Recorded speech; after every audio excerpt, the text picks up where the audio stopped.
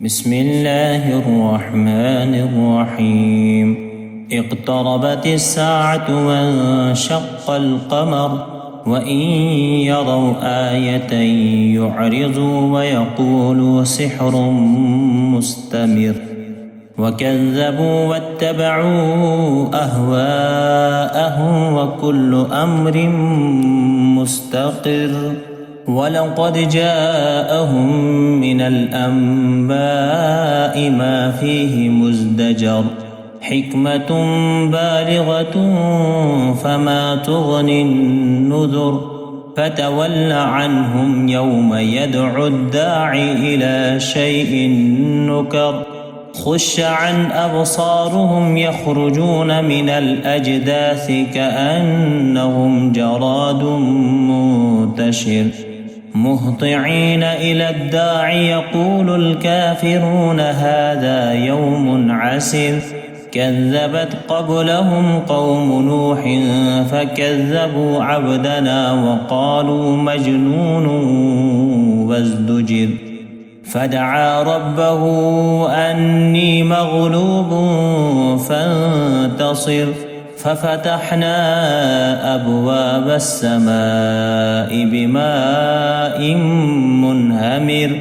وفجرنا الأرض عيونا فالتقى الماء على أمر قد قدر وحملناه على ذات ألواح ودسر تجري بأعيننا جزاء لمن كان كفر ولقد تركناها آية فهل من مدكر فكيف كان عذابي ونذر ولقد يسرنا القرآن للذكر فهل من مدكر كذبت عاد فكيف كان عذابي ونذر إنا أرسلنا عليهم ريحا صرصرا في يوم نحس مستمر تنزع الناس كأنهم أعجاز نخل منقعر فكيف كان عذابي ونذر ولقد يسرنا القرآن للذكر فهل من مدكر كذبت ثمود بالنذر فقالوا أبشرا منا واحدا نتبعه إنا إذا لفي ضلال وسعر ألقي الذكر عليه من بيننا بل هو كذاب أشر